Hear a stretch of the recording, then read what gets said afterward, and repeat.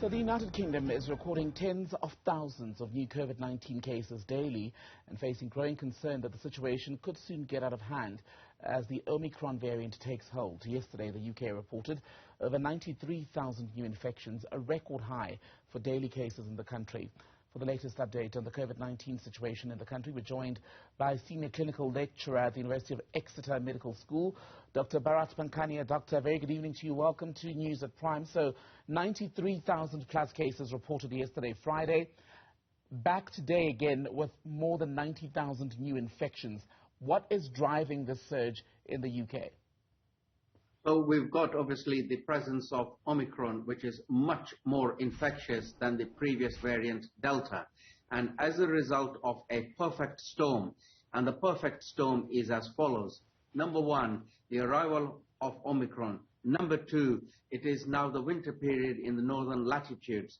And number three, also, it is the Christmas season where there is more parties, gathering, people moving around, shopping. So all those perfect storm issues put together will create a perfect storm of rising case numbers, especially from a more infectious Omicron variant. And as far as Omicron is concerned, the UK is sitting with just upward of 24,000 Omicron cases. I wonder if that differentiation makes any difference in the response to the pandemic, given that Delta is still predominant. Well, in Scotland, we hear that it is already the dominant variant. And furthermore, the estimates of Omicron cases is usually an underestimate because there are many more people who may be already infectious, but have not been tested or tested properly. So we should always take it with a pinch of salt as to the actual number of cases. But nonetheless, the evidence is there. Omicron is widespread and there is community spread of infection in the United Kingdom. Mm-hmm. And in some of the reporting by British media today, there was said to be a briefing given to Cabinet on the trajectory of the COVID-19 pandemic. Some apparently in Cabinet, in fact, want an introduction of tougher restrictions after the Christmas holiday.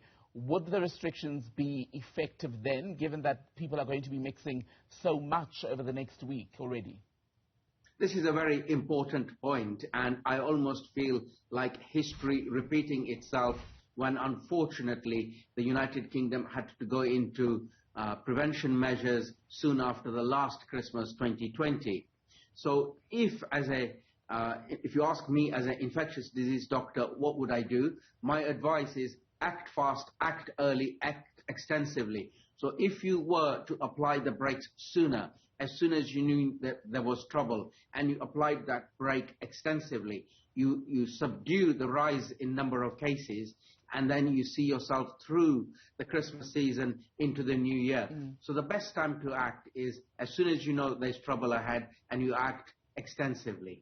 And Dr. Pankhania, here in South Africa, there's been no change to our lockdown restrictions because currently, yes, cases are rising, but we're not seeing a surge in people being admitted to hospital. Is it still the same for the NHS in the UK? So that comparison is often made, and what we need to immediately be aware of is my fellow brothers and sisters in South Africa, are of a much younger age. That is the big issue. So difficult to compare. And furthermore, Omicron has been in circulation in the United Kingdom, Europe, only recently, and there is always a lag period. Now, I hope that it doesn't translate into excessive hospital admissions. If that is the case, all is well and good. The trouble is, we just don't know, and we are in the lag period, that period between Omicron circulating in the community, and then it takes a couple of weeks before cases start to arise. So we will know more very soon, in a couple of weeks' time.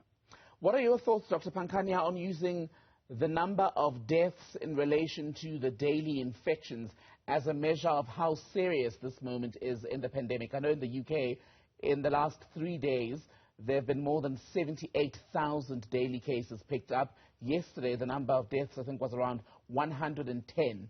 So is that how we should be measuring the seriousness? No, not at all. it is one important parameter to measure, which is, yes, unfortunately, it is killing people. But the other measure, which is really, really important as well, is how many hospital admissions are we getting?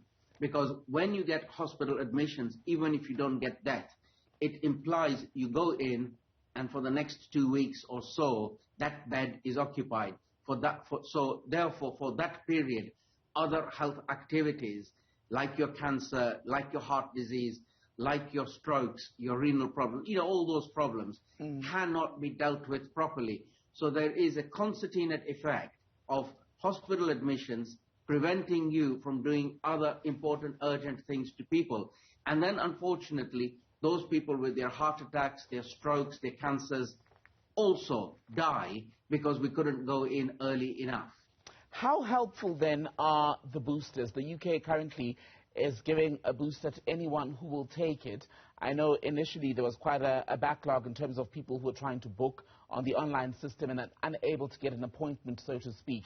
But how helpful is a booster given that the country is already in the middle of a dramatic surge and there's always a lag from when you get inoculated to when you do have the benefit of protection, added protection in this stage because it's a third shot? Yes, so the advice from an infectious disease expert would be have your booster, have it as soon as possible. And our reasons are we have got Omicron in circulation. And Omicron has got so many mutations that it is bypassing a significant number of the antibodies that were created by the vaccines. So we need more of the antibodies to cancel out the defenses that Omicron, the new variant, has. So how effective are boosters? Vary in that they boost your level of available antibodies. But what we really must do is not rely on I am boosted, therefore I am okay. The best protection ever is not to get in contact with the virus, not to get infected. So you wear your mask, you wear it properly, and you take precautions in crowded places when you're interacting with other fellow human beings.